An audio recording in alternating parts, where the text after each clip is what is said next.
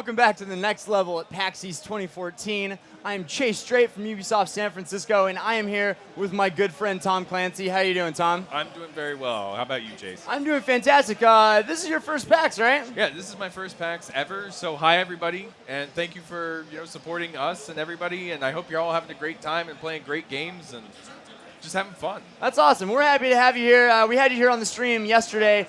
We battled. We had our second battle. Our second next level event. It didn't go so well for you, but it was those drones. I swear they are OP. You're cheating. I might have been. Developers, fix it. So we're here today to talk about EndWar Online. Thom Clancy's EndWar Online. This is a game developed by our team at Ubisoft Shanghai. It's a browser-based game.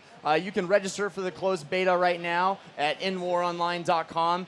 And speaking of the drone units that Tom was referring to that I used to beat him yesterday. Unfairly. Maybe. It was too good. We're going to take a look at some of the heroes and units in the game with a presentation that we prepared for you guys. So I think we'll move on to the screen here. This is from Zero to Hero.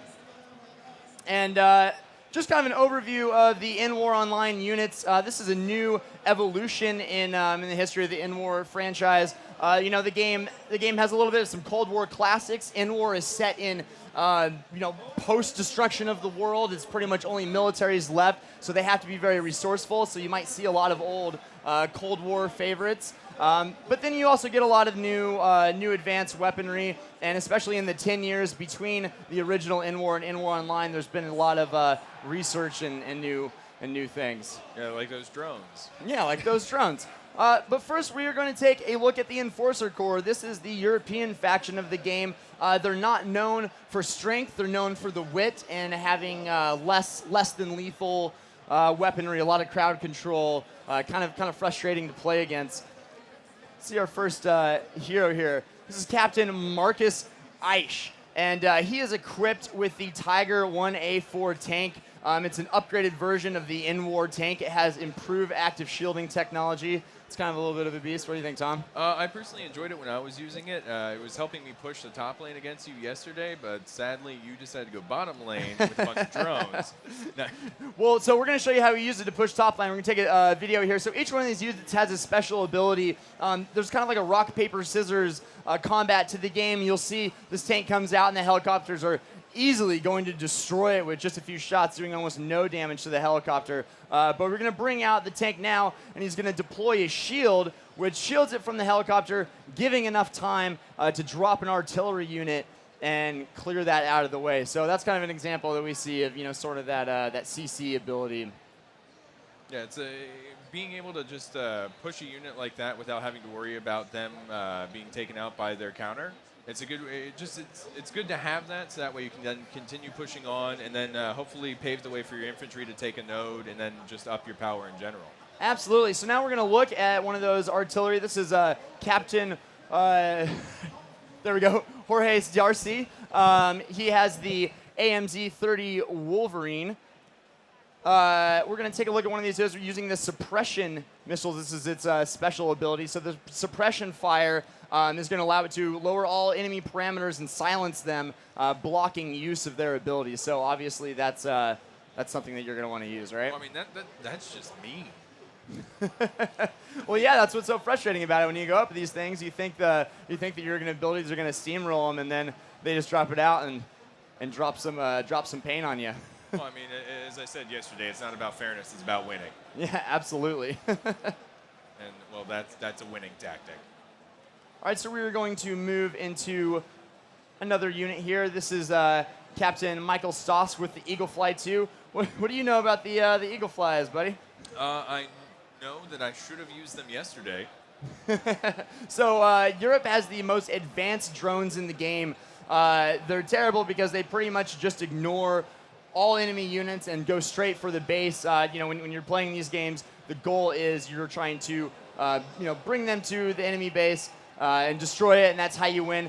But they also have a bunch of different abilities too, like the group shield. You'll see a group of drones flying across the lane of combat. You'll see it totally ignores those infantry units there while also giving the tank a nice shield.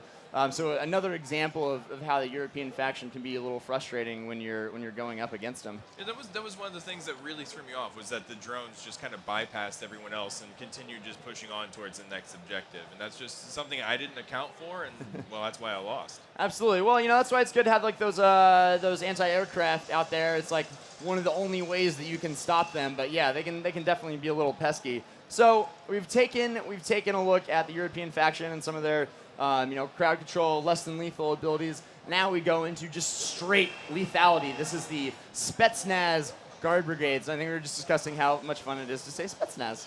Spetsnaz is a very fun word. So this is the most powerful faction in the game. They have the most armor, the most strength. This is not about using tricky abilities. This is going in and just wrecking people.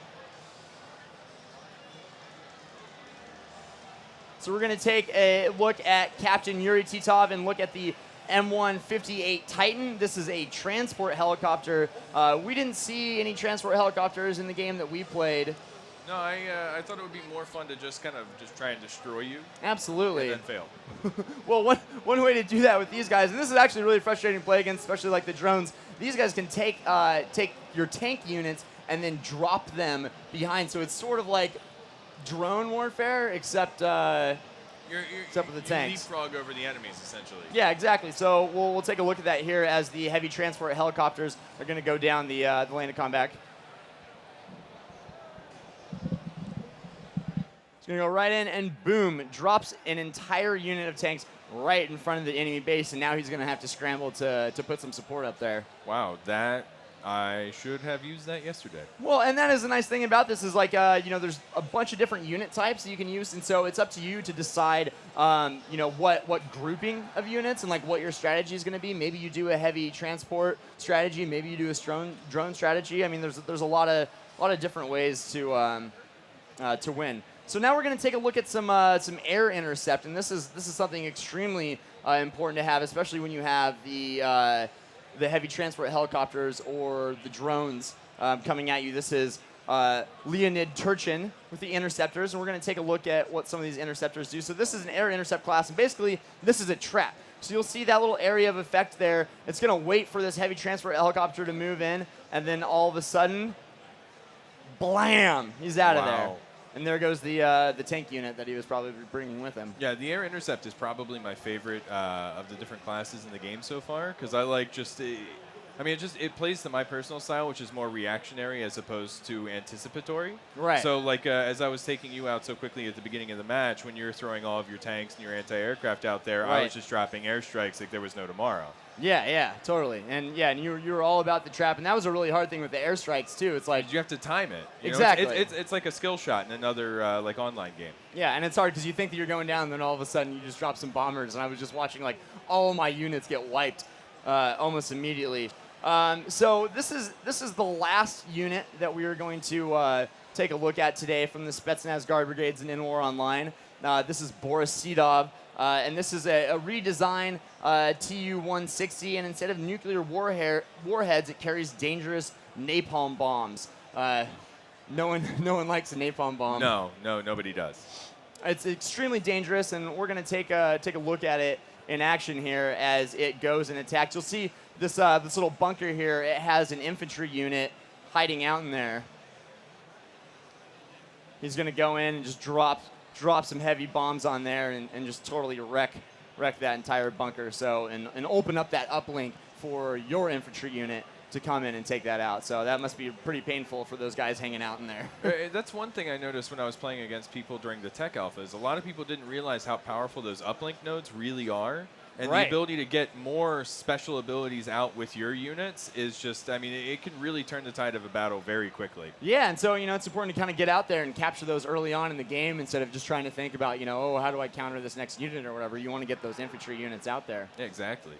Cool, so we took a look at some of the European and the Russian factions in EndWar Online. We're going to see more from the game later on this year. We will have a technical assault test coming up next month. If you go to endwaronline.com, you participated in the last tech assault test, right? I did. Yeah, I had a great deal of fun. I probably put in about maybe 8 hours over the weekend.